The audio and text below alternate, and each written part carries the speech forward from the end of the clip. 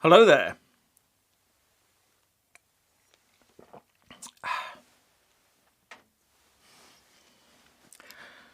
Well, as we all now know, Boris Johnson has sent 3 letters to the European Union as a result of the Letwin Amendment being voted through by the House of Commons. Now, Boris and his team had always said that the Prime Minister would obey the letter of the law, and he did. He sent the pre-canned letter to the European Union Council President Donald Tusk, as he was required to do under the Benn Surrender Act. But it wasn't signed by him. It was sent with a covering letter from Sir Tim Barrow, the UK Permanent Representative to the European Union. This letter said, "Please find attached a letter sent as required by the Benn Act, and also that legislation would be placed before Parliament to move towards a position where the Withdrawal Agreement could be ratified." Boris Johnson then also sent a letter from himself as Prime Minister and signed to the EU Council President, as well as the EU Commission President Juncker and the EU Parliament President Sassoli and all the EU 27 leaders. This letter said that he would press ahead with trying to get a deal through by the 31st of October, as well as saying that while it is open to the European Council to accede to the request mandated by Parliament or to offer an alternative extension period, I have made clear since becoming Prime Minister and made clear to Parliament again today my view and the government's position that a further extension would damage the interests of the UK and our EU partners and the relationship between us. And he went on to say that we must bring this process to a conclusion so that we can move to the next phase and build our new relationship on the foundations of our long history as neighbours and friends in this continent our peoples share. I am passionately committed to that endeavour. So Donald Tusk has got the letter and said he'll get back to us when he's consulted with the EU leaders on how they're going to react to it.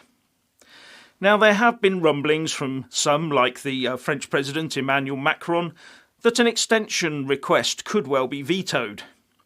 But the general consensus among pundits is that the EU 27 will use it as leverage to force us to take the deal, and if it gets near to the 31st of October and we need more time to get it through to ratify the deal, then a bit more time will probably be forthcoming.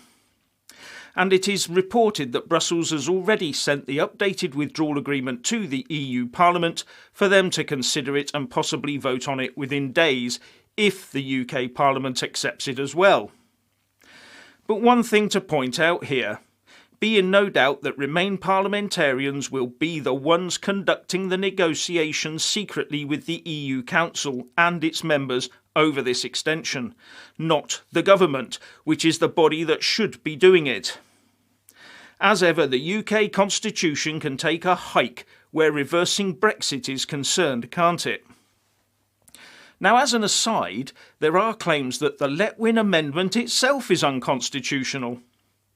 Writing in the Telegraph, Professor of Government at King's College London, Vernon Bogdanor, said that not only had the Speaker John Bercow waived Standing Order 14 so that Parliament was then effectively negotiating foreign policy, but also that Standing Order 48, which says that only government can make decisions to spend public money, had also been ignored, as the Letwin Amendment will result in about £1 billion worth of money leaving the UK Treasury every month to find its way into the Brussels coffers during any Article 50 extension.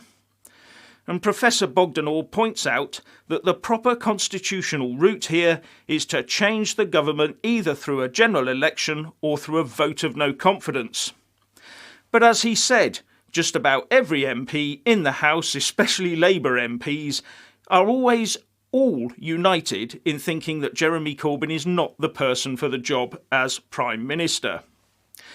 Anyway, now that the dust has cleared a little bit, the Remainers are making plans for putting amendments into any legislation put before them for the country to hold a second EU referendum. But I wonder why they didn't do that on Super Saturday, yesterday. But the Cabinet Minister Michael Gove is still very bullish about leaving on the 31st of October. He told Sophie Ridge on Sunday, "No, We are going to leave by October the 31st. We have the means and the ability to do so. Yesterday we had some people who voted to delay, voted explicitly to try to frustrate this process and to drag it out. I think actually the mood in the country is clear, and the Prime Minister's determination is absolute, and I am with him on this. We must leave by October the 31st. He also said, but I think it would be wrong for people to assume, as some do, that EU leaders want to drag this out. Gove has now initiated the Operation Yellowhammer contingency plans for a no-deal Brexit due to the passing of the Letwin Amendment, and he said on this, "It means that we are preparing to ensure that if no extension is granted, we have done everything possible in order to prepare to leave without a deal."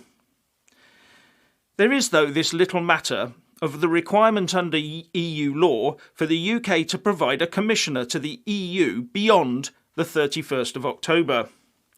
The experts here think that if we have a short extension for a few weeks to get the new treaty ratified, then we might not need one. But any longer than that, and we will. And tomorrow in Parliament will be interesting again. The government has laid a motion that the House approves the new withdrawal agreement, approves the new political declaration, and also approves a new unilateral UK declaration regarding the democratic consent required in Northern Ireland for this agreement.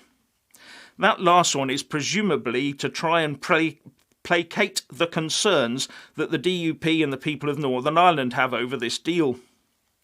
But guess what? Ian Blackford of the SNP has laid an amendment supported by 34 MPs to have an extension that Parliament has actually already asked for via the letter sent by Boris Johnson to have an early general election. They never stop, do they? Anyway, what do you think? Please share and comment, and thank you for watching.